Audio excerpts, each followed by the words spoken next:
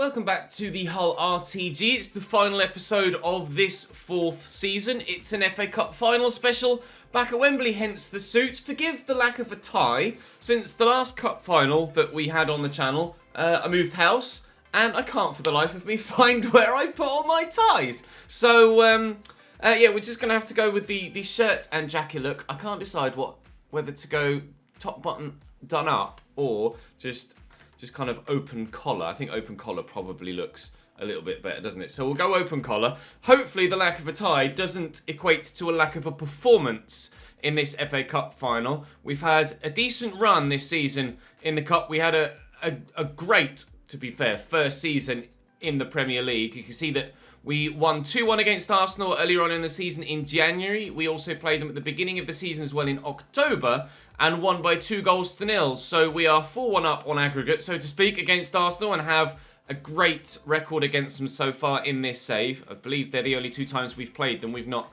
come up against them in the league, in like the Cup in previous seasons when we haven't been in the Premier League. We only finished a single point behind them in the league. Our goal difference was better. We scored more, conceded slightly more as well, though, unfortunately.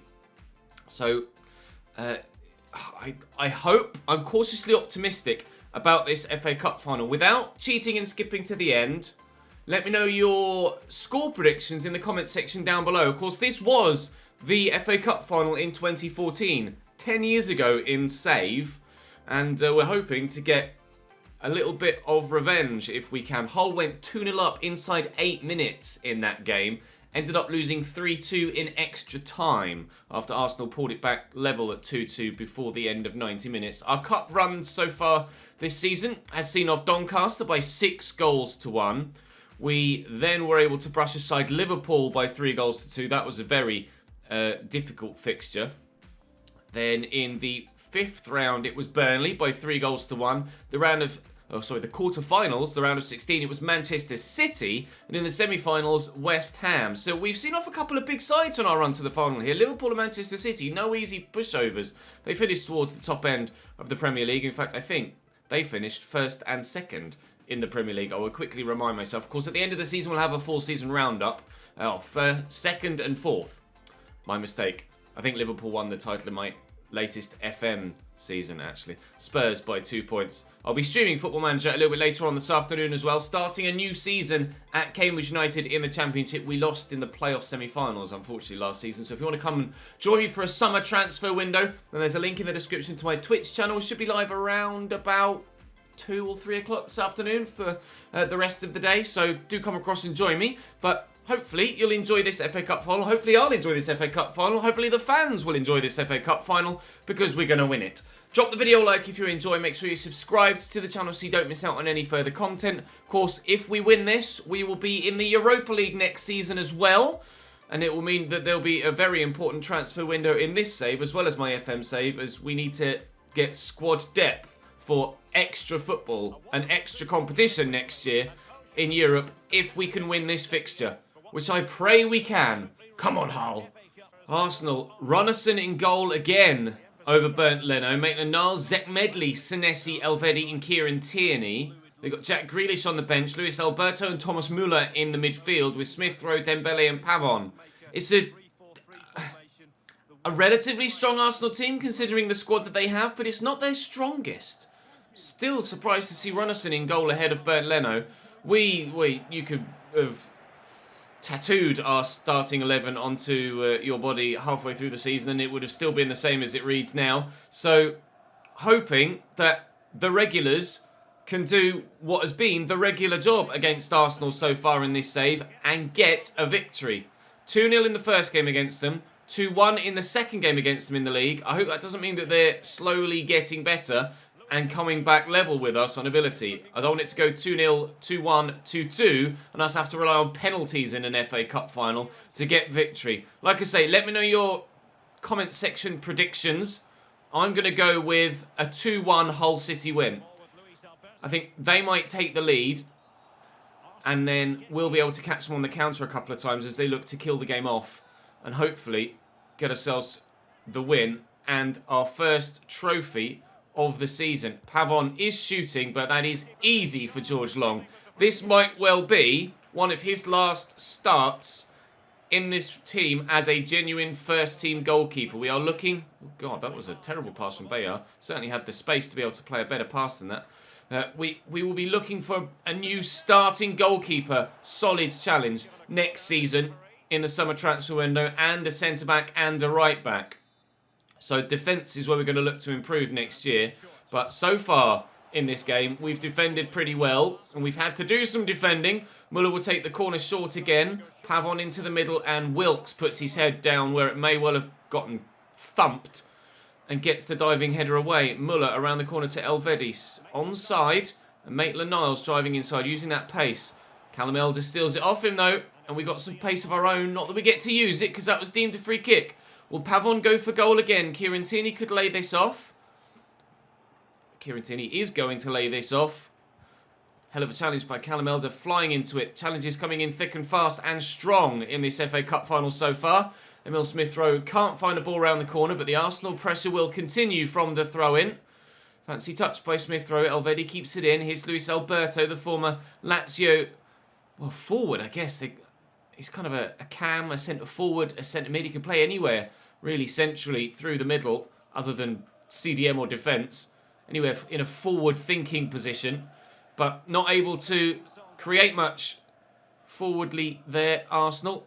I guarantee there's someone on the left, whether it be Keane Lewis Potter or Callum Elder, played that ball blindly, knowing that someone would be there. And Wilkes is here, and we lead in the FA Cup final. Runnelson's devastated, falls to the floor. Malik Wilkes, after all of Arsenal's pressure, Hull take the lead against Arsenal in the FA Cup again. We need to hold on to it this time, unlike in 2014. Lovely ball to Keane Lewis Potter. Defender right in front of me. It was the right thing to play the pass, and just pure shot powers beating the keeper at his near post there. Would Bernd Leno have saved that? I don't think so. You guys might think differently. One thing we know for sure is that Hull lead by a goal to nil. Emil Smith-Rowe. Back to Kieran Tierney. They've shown in the opening few minutes, Arsenal, that they will be dangerous going forward.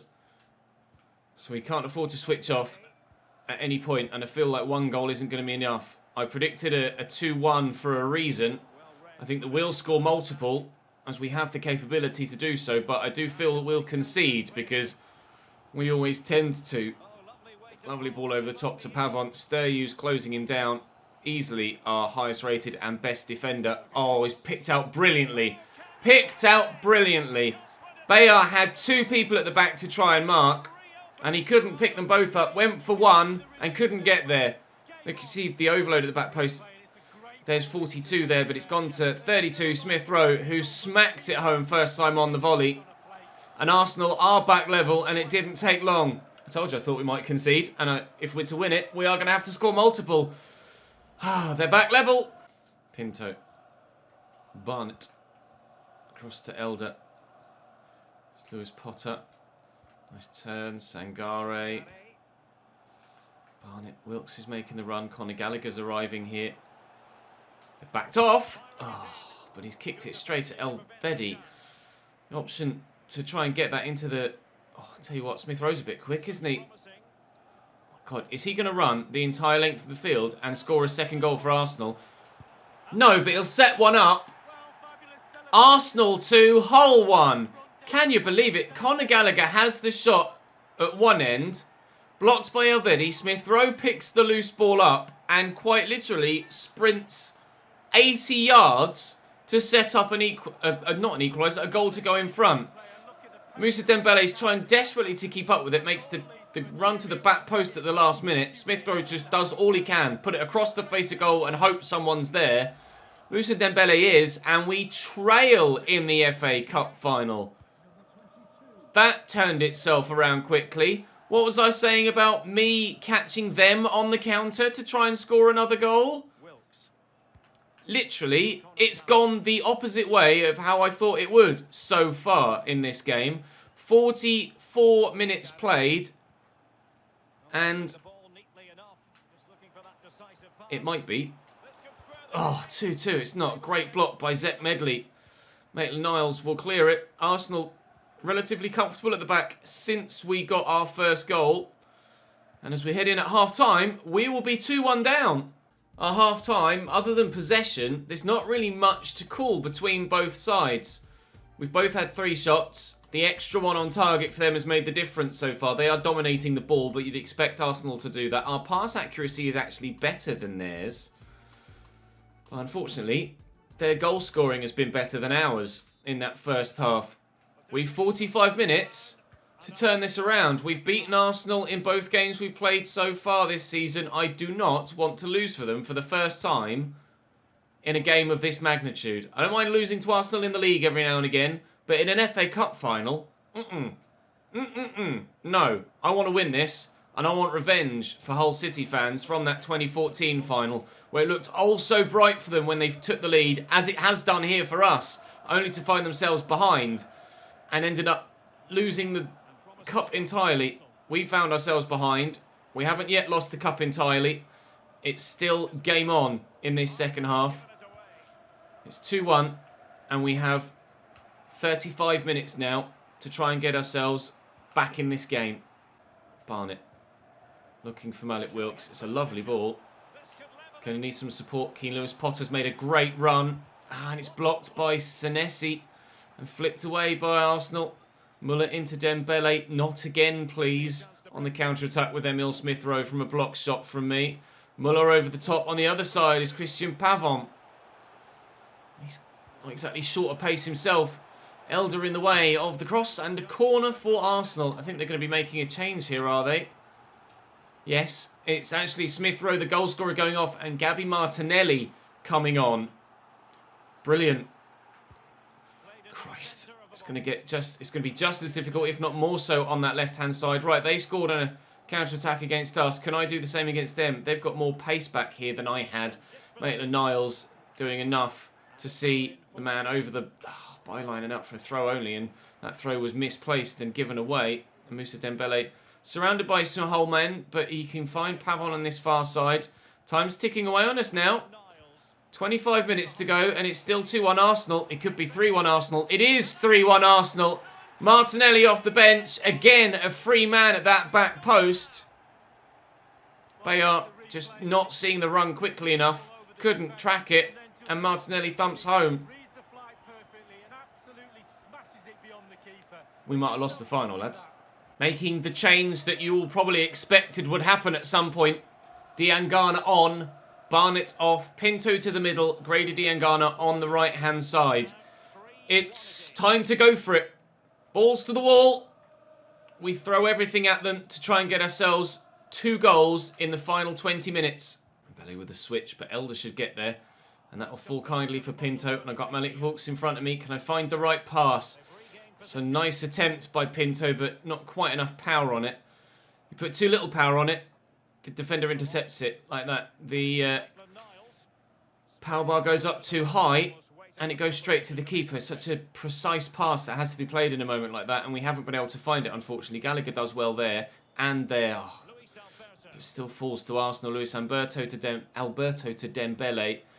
Back to Luis Alberto again, and Arsenal are just pinging the ball about now. They've dominated possession throughout the game, and they're relying on that possession play again here. Pavon in behind. Turns well, has got support from Maitland-Niles. Tackling Callum. Oh, he hasn't been able to get the block in, and Sturyu gets there, but it's going to be an Arsenal corner. 10 minutes to go. Time running out. Moussa Dembele off. Quick glance and see who it was coming on. It was Bril Donald Dimbolo off the bench for Arsenal here. Win that header, please, Reece. He's done well, but it's not going to stay in play. It's going to go out for a throw-in, is it? Yep, Gabby Martinelli quite wisely letting it go out and wasting a few more seconds. If I can get one now-ish, then we stand a chance. But it is going to have to come very, very soon. Oh, and when I win tackles, it's just not working for me. That's game over. I do not deserve to win this game. And with goal scoring like that, they certainly do. Hands up. Congratulations, Arsenal. You've outplayed me. You deserve this victory, and that is quite the goal to seal it. I doubt there were many, if any, Arsenal 4, Hull City 1 predictions in the comment section before this game. If there are quite a few now, I would question the legitimacy of whether those people skipped to the end or not. Arsenal 4, Hull City 1. I can only apologise to Hull City fans for failing to give you the revenge that we craved prior to this game from the previous cup final. Arsenal will get the better of Hull City at Wembley again, and it's to be defeat in another FA Cup final. 10 years on from the last, it's happened again, but more emphatically.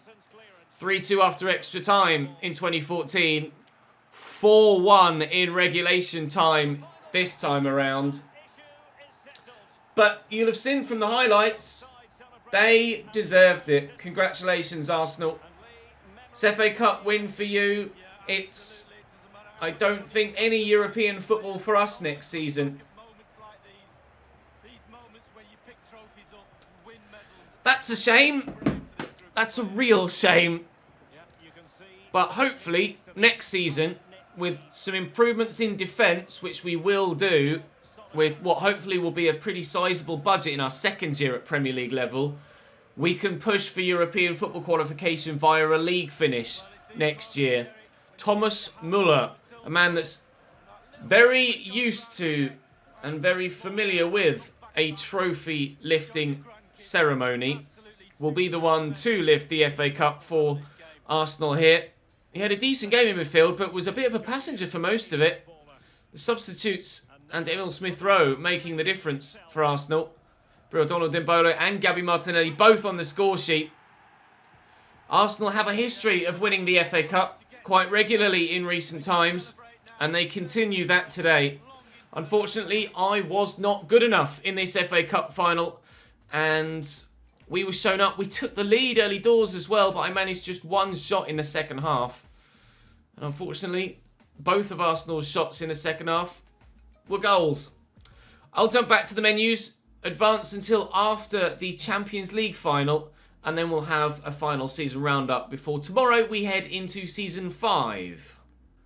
Right then, here we are at the end of the season. We're early June, so the Champions League final will have been played by now, so we can show you how things went down this season in all of the competitions we were involved in, the other larger competitions around Europe, and of course, as we mentioned, have a look at what we might do in the transfer window. You've seen the top end of the Premier League table earlier on in today's episode. Just to refresh your memories there, we are on the top page at least, if not at the bottom of it, in 8th place, finishing just 1 point behind Wolves and Arsenal, and a point ahead of West Ham. Very close for that fight for 6th. Unfortunately, we missed out on this occasion. Leeds, Crystal Palace and Fulham relegated from the Premier League this season. You kind of already know what the FA Cup final result was, don't you? The Carabao Cup was won by Liverpool by 2-0 over Newcastle United. Congratulations to them. Arsenal beat Barcelona in the European Super Cup this season. So they won the Europa League last year. Champions League was won by Liverpool on penalties against Atletico Madrid after a 3-3 draw. Shades of Turkey there. I wonder how the goals went in what order in that final. Shades of Istanbul. Lazio 4, Leipzig 3. Big scorelines in both European finals. Euro 2024 is underway, but no games played yet. Italy, Germany, Wales, Slovenia. Netherlands, Scotland, Finland, Austria. Spain, England, Poland, Northern Ireland. France, Belgium, Greece, Sweden are the groups. Maybe we'll catch up with that next season once we have advanced that far. With regards to the top goal scorer, well, 3 players share the Golden Boot, including our own Malik Wilks. So 3 of them get the Golden Boot. Fernandes right behind, Salah and Havertz scoring loads for Liverpool and Chelsea. Any other Hull men on that list? Barnett down in 13th with 13 goals. Decent season for Charlie Barnett. Again, Lewis Potter with 11 this season. Very, very good player for us. Of course, assist-wise, Barnett, Gallagher with 9. Lewis Potter with 7. Pinto with 7. And the others, no. Golden Glove-wise, 11 in 38 for George Long. We need to improve at goalkeeper. George Long is still going to be my cup goalkeeper and my rotation, but we are going to buy a new first-team goalkeeper next season. That is for damn sure. Joining us from the Championship will be Sheffield United and Watford, and one of West Brom, Derby, Blackburn or Reading. West Brom would be gutted to have scored 104 points and not necessarily guaranteed promotion. Sunderland, Blackpool and Charlton go down. In League One, Millwall and Huddersfield get promoted. Peterborough, MK Dons, Luton and Shrewsbury all in the playoffs. Relegated from League One down to League Two are Bolton, Scunthorpe, Northampton and Colchester. Lincoln, Bristol Rovers and Exeter City get automatic promotion. Cambridge in the playoffs. I hope it goes better for them there than it did for me on Football Manager. Bradford, Cambridge, Cheltenham and Crawley in the playoffs. Go on the U's. And relegated would have been Oldham and Harrogate had there been non-league on the game. In Ligue 1, Paris Saint-Germain win the league with 101 points ahead of Lyon, Lille and Monaco. In the Bundesliga, it's Bayern from Dortmund, Leverkusen and Schalke. In Serie A, it's Napoli from Inter from Juventus. Very tight title fight there. Look, 92, 91, 90. Wow, that's very intense. Milan, Fiorentina and Atalanta rounding out the top 6 there. And in Spain, in La Liga Santander, Barcelona by 7 points from Real. Atletico only 4th, a full 25 points off the top. I have a feeling Diego Simeone might not well have survived that if that had been the case in real life. But we've survived our job. With regards to board objectives, we've done quite well. We've got an 88 manager rating. We didn't do the youth ones. Brand exposure we completed though. Financially, we weren't able to complete that. We didn't really have much money this year. Domestic success-wise, we were able to do both of those. And continentally, obviously, we haven't had any continental competitions. So with regards to squad growth this year and what we want to do in the transfer window, George Long is still growing at 30 years of age. He's up 2 to 78. We will continue to loan out or sell Hans Erberg or Schulte. Probably loan them out, to be completely honest. We'll add Erberg to the loan list. And George Long will be my rotation goalkeeper. There are a number of players still unhappy with their contract, even though they got new contracts last year, which is quite frustrating, but it is what it is, I guess. Callum Elder will continue to be my starting left-back. He's up 4 this year, and I expect more growth from him next year too. He's brilliant. We don't need to replace him. Fleming will continue to be my backup left-back for now, because we want to spend the money elsewhere at this stage. Reece Burke, I am unsure of when it comes to replacing him or not. It depends how much money we have next year. At the minute, Sturyu and Reece Burke will remain my centre-back partnership as we look to improve at goalkeeper and right-back first. And then if we get bids for other players or if we have enough money left over, we'll look for another centre-back. Sturyu, obviously phenomenal, up 6 to 86 this year. Jacob Greaves, Felix Davis will both go out on loan again next year. Felix Davis up 6 to 69 this year, which is absolutely brilliant. We only called him up very, very recently too, so delighted to see him growing so well. Another year's loan, he might be first team next season after next even, in season 6. McLaughlin and Leo Gray will continue to be my backups. I might sell McLaughlin, although to be fair, for 1.2 million, is it really worth selling McLaughlin on? I'm not going to be able to replace him for that figure, so I might as well keep him and just have the body, and we know he's kind of reliable. At right back, DeAndre Yedlin will get sold.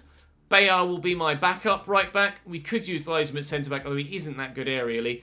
And then we will obviously sign a new right back next year. So we want a new right back, we want a new goalkeeper. That's going to be the main area of concern. I've tried for about 3 years to sell Elliot Bonds. Nobody wants him. Ibrahim Sangare has grown by 5 this year to 86. A great suggestion from you guys.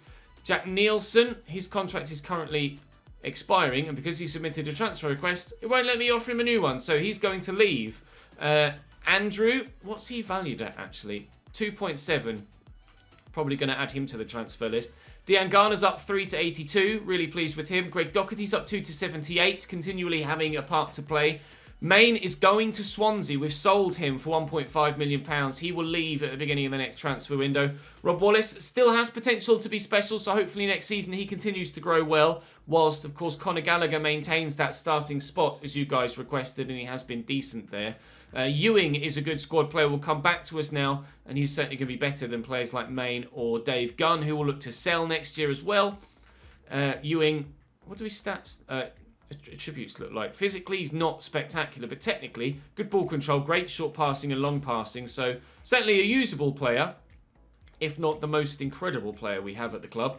Jack Barr, again, We'll wait and see what happens with his growth. Up 2 this year. I might try and loan him out next season. Pinto's up 2 to 91. One of the world's best. Valued at £150 million. We'll wait and see what bids we might get for him. I had previously blocked transfer offers this season. I will unblock them for next year. We'll see what happens. Keane Lewis-Potter up 4 to 87. Malik Wilks up 5 to 87. Charlie Barnett up 7 to 87.